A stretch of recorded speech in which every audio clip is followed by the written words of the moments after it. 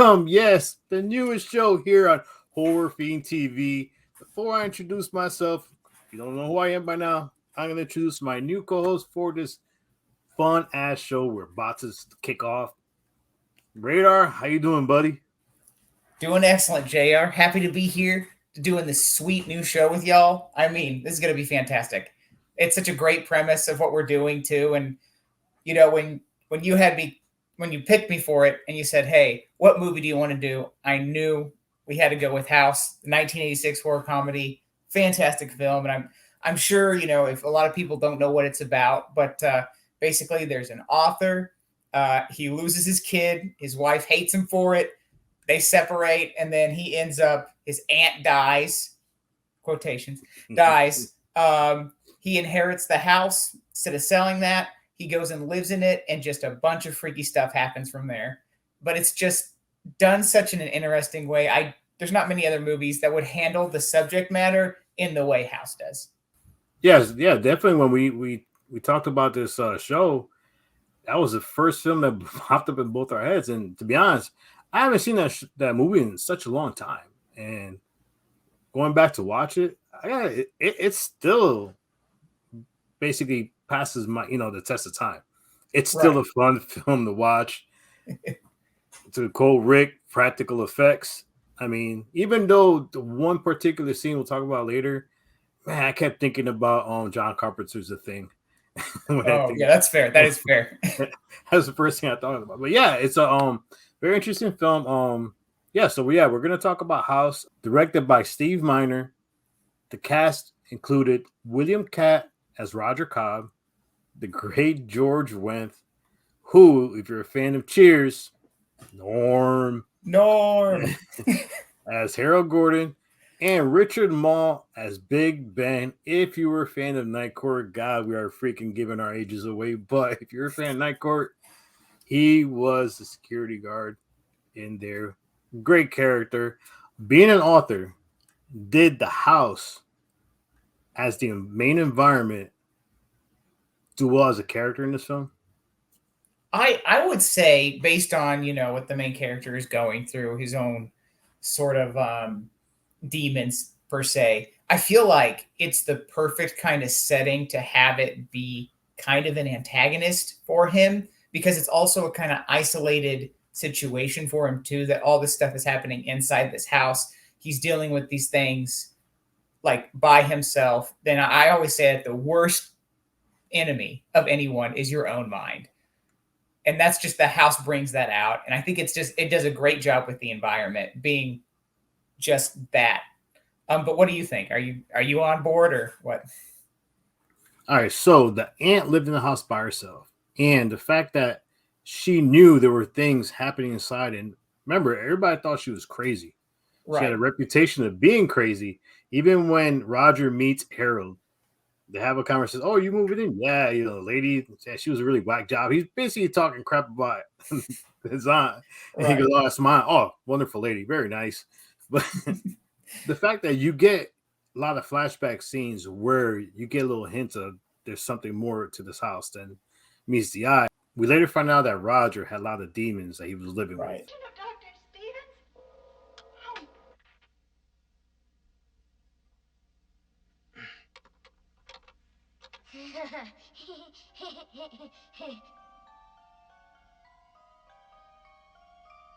Daddy? What did you feel about his character and how the house pulled him in? I think it was and as you said, he gets revealed throughout the movie that he has dealt with a crap ton of stuff in his life. Not just losing a kid, but I mean, he fought in Vietnam, which anyone would have a couple demons from those. And I think that's just like the perfect person for the house to really get its mitts, figuratively speaking, into. And so it's just the perfect combination of things to get him in there, keep him isolated, and just bring out what's inside him mentally. What do you think about it, though, JR? Yeah, I did feel like the house definitely pulled him in even more. I mean, the fact that, one, like you say, he was a Vietnam vet, and the fact that he became a horror writer, out of all things, a horror writer, and he moves into this house that's just full of every kind of trope there is for horror. Big house. If you didn't watch the movie, spoiler alert, the aunt committed suicide, supposedly. And the fact that there's so much in this house that kind of tests him. Because there's a lot of scenes where you even wonder whether or not what he's saying is real. I mean, I think it took him like 2 nights to freaking totally lose it. And when the thing came out of the closet, looking like the fucking thing from the Thing, John Carpenter's The Thing, all the faces on the side. I was like, oh man, what a good freaking character that was. But then all of a sudden he's putting on army fatigue, has all this money to buy all these cameras, and it was kind of Rose buys all these cameras, then dresses up in his Vietnam fatigue gear, and then he's just like practicing doing a survival, I don't know, like a escape route. It was just weird. Right. I mean, yeah. So I mean, I do feel like the house and him kind of fed off each other, and that was an interesting aspect of it because it's like when he expected the house to do something, it didn't, but when he didn't expect the house to react, the house kind of reacted. So it was like a little back and forth game that they were kind of playing with each other at the same time. But here's a big question now. As an author, the antagonist that we believe is in this film or any book, sometimes it's not really the antagonist of what we're reading or what we're watching. Was it the house, or was it a character we haven't really talked about much, Big Ben? Ooh. See, they all are great candidates for it, and I know you can make the claim for all of them, but I'm personally being jealous, like a little selfish here, and I'm going to go Big Ben because he just seems like the kind of typical big bad that you would expect to see in a film. Was it the house, or was it a character we haven't really talked about much, Big Ben? Ooh. See, they all are great candidates for it, and I know you can make the claim for all of them, but I'm personally being jealous, like a little selfish here, and I'm going to go Big Ben because he just seems like the kind of typical big bad that you would expect to see in a film. You too, Ben. Move. All right, everybody, gather around. I am sick of that punk telling me what to do.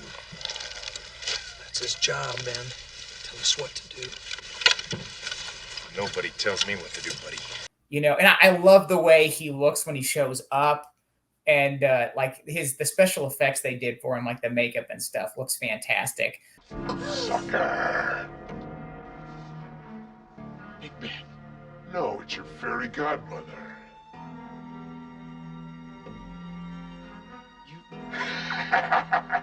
You did this. You took my kid. Why didn't you kill me, Roger? Didn't you have the guts to do it? I had to get help. You tortured me for weeks. Would have died for you, Ben.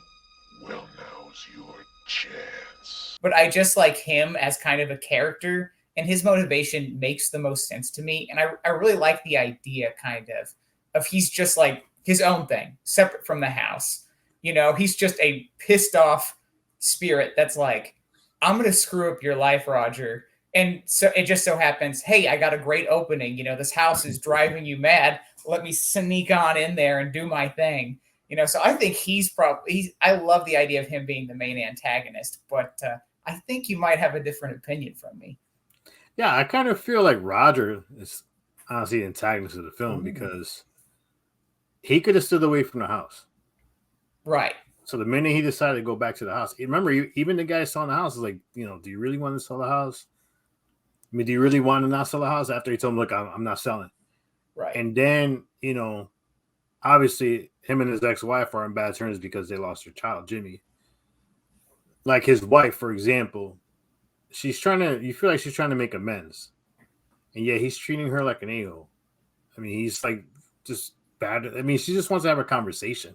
Right. He can't even have a conversation with her. He constantly lied to her about what he was doing. And then the Big Ben character. Now, I love the Big Ben character because he was so good. Yeah, so like Big Ben, when he was in Vietnam, I don't know. I almost got the feeling like he was just trying to fit in, and he was always looked at differently because he always like nobody understood his jokes. Right. Nobody understood him, so he was just like outcast in a way, who kind of was portrayed more like a bully. But then he wanted to go prove himself, and what happens when he wants to go prove himself? He ends up getting gunned down. I mean, come on. So what did Roger do? He just left Ben like an absolute coward. He just chickened out and went, "Boom, I'll see you later." And it's like it's wild too because Ben didn't ask him for much. Right. He was like, "Just kill me, dude. I don't want to get captured. Just shoot me. I don't." And it wouldn't be too difficult. It would be an extra couple seconds. Like, I don't think it would be that difficult for him to do it. But he just chickened out and ran away. So Ben has a reason to go after him. But again, Roger did it all himself. Oh yeah, Roger pushed everybody's buttons, because that's all Ben cared about is you left me, Roger. Yeah, all Ben wanted, he just wanted to be saved. The fact that they tortured him for days, that was his main reason for revenge. I mean, I'd go for it too. If I'd been tortured for days and I knew what the problem was, I knew who caused it, I'd go after them for sure. And think about this too. Did you really get the feeling that Roger was really looking for his kid? Because, I mean, the phone calls he made were kind of a little lame. Your father looking for your son who's been lost for this whole time. I mean, you totally went into writing, hid yourself as a writer, and forgot about your kid. So that's why I feel like Roger was really the antagonist of this whole film. Because everything was him. Even the way he was with Harold. I mean, Harold was just trying to be a good neighbor. But he was an a-hole to Harold, too, because, Harold was a little nosy, but Harold was awesome in this film. Harold's great. I mean, if you don't like George Wendt, I mean, come on. Brian. Ah! What's going on? What? Harold, don't do that! What did I do? You scared the hell out of me. That's what you did. Sorry. I thought I'd bring over a midnight snack. Solitude's always better with someone else around, Should I, Why don't we go downstairs to the dining room and eat that, all right? That's all the cameras for, Raj. I'll explain it to you downstairs. Yeah. But yeah, I mean, he kind of treats everyone like dirt in this film, except for his aunt, but she's dead, so that doesn't count. And then he sees her as a ghost, and he doesn't even help her off. He just watches her hang herself again. Yeah, wild. He can't even help after someone's dead. and not for nothing, I know that this is going back to the during the time era, but I'm sorry. The most disturbing part of this whole film is how the neighbor left the kid with him, just meeting him, and then hours later he's taking the kid to bath. I mean, you don't even. I was like, oh my god, that's just strange. That's just fucked up. Pretty weird. I don't even know if that was normal for the 80s. I wasn't alive during them, but I don't think so. I don't think so either for a stranger to be taking a kid to bath. That was just weird. But this film was actually it's still a fun film to watch though. I mean, I like Big Ben. I mean, I wish we would have had a little bit more with him because 100%. Yeah, there was like periods in the film where it was just there was a lull here and there where if you would have filled it with Big Ben a little bit more, I think it would have been awesome. Maybe like have a shadow or something kind of like following Roger around the house. I think that would have been great. Like just little hints that he's coming. Oh, something. I mean, and I do love the creature effects in here. The creature effects remind me a lot of the Evil Dead. Yeah, they're surprisingly good special effects, but I mean, they're practical, so that's a huge win, Yeah, like when he goes into the mirror and he's like, I mean, that was long as rope. But he's climbing down the rope and that skeleton bat came out, and that was pure Evil Dead Army of Darkness. I mean, that was just, even though Army of Darkness was a little bit afterwards, so now we know where Army of Darkness kind of got that little skeleton bird from. Just inspiration. Yes. But I mean, overall, I mean, what did you think of the film overall? I think for me the fact that it's a horror comedy most of the times wouldn't work, but I feel like in this instance it does because there's just so much heavy subject matter that's coming up, suicide, Vietnam War, abandoning your comrades in the field of combat, like kidnapping. It's a laundry list, but I think infusing that little bit of comedy into it really helps make the message go down easier. And I love it because of that, because 99% of the time, any other film would just play it straight. And I love that it doesn't. I mean, even when Big Ben shows up, there's kind of like he's wisecracking and stuff. There's a comedic element to it, and they're even with the creatures a little bit. Maybe not the winged bat, but like the nasty looking thing that transformed from his wife. Again, it's kind of funny too. So I think it's a great, solid watch. What do you think about it? You're like, do you enjoy the comedy aspect or not? I think it's one of those films though that I'm glad it was a horror comedy. I think if it would have been a serious film, I don't think it would have been as good. Because I mean, think about when he shoots what he thought was his wife. Yeah, calmly cuts her up, which I don't know how he pulled that out. Just nice and calm, cuts her into pieces, goes to bury her in the backyard, and that's where the hot neighbor comes to start talking to him. And then you have the hand coming out. He's trying to step on the hand the whole time.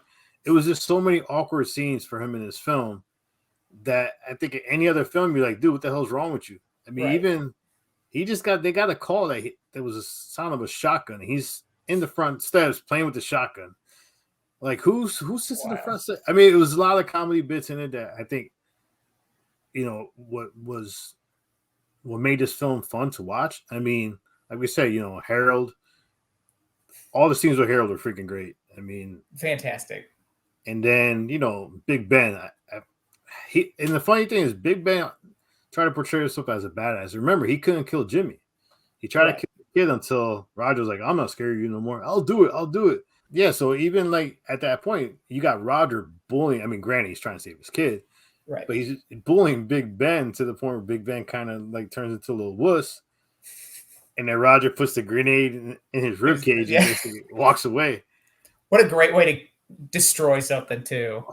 Once again, the dude walks out the house with his kid in his hand and actually pauses in the doorway so everybody can see, I got my son, or the whole house is on fire. Nobody asks questions. Won't asking questions. No need.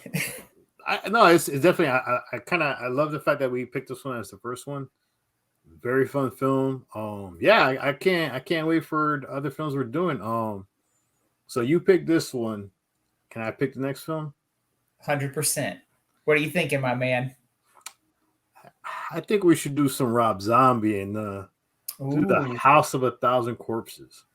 Okay, completely different direction. I like it for the second one. We might have a guest for that one too, because if I do House of 1,000 Corpses and I don't invite Ricky Grimes, he's going to hate us for a long time. So yeah, you got to bring Ricky on. Oh, we got definitely House of 1,000 Corpses, because I'm sure there's a lot of things in that film. As much as we might dislike a couple things, and the fact that we're coming at it as writers, it's going to be interesting to see how Ricky Grimes thinks about what we think about that film. Got to bring in the other perspective on it. And plus, Rob Zombie is always polarizing, so he is. He's hit or miss. To be honest with you. That too. Hit or miss, and his wife is in every single movie. That is the one constant. Cherry Moon's about to show up, but I gotta give him props. He's like, my wife is hot. I want everyone to know. She's not bad. She's actually, I like her. I'll be honest, I like her as an actress. I think she does good in certain roles. Except Halloween 2. Didn't like Halloween 2. Liked her in the first Halloween that Rob Zombie did. Halloween 2. Maybe not. Hey, we'll be back once again. First episode, The Houses That Horror Built. That's it for this episode. Here, Radar. And my boy JR. The Houses That Horror Built. What demons live in your house? Let us know. Peace.